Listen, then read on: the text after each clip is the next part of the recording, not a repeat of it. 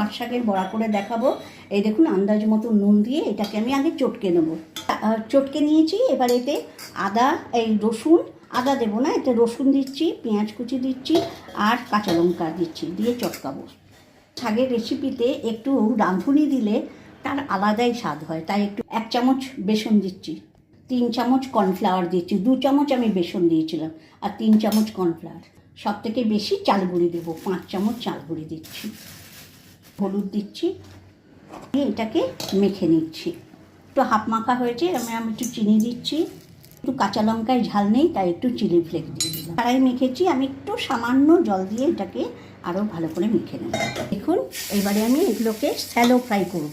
4 minute বাদেই আমি এটাকে উল্টে দেবো। এই দেখুন এটা উল্টে দিচ্ছি। মিডিয়াম ফ্লেমে আমি এইভাবে ভেজে নিয়েছি, আমার ভাজা হয়ে গেছে। এই কালারটা হলে নামিয়ে দেবেন।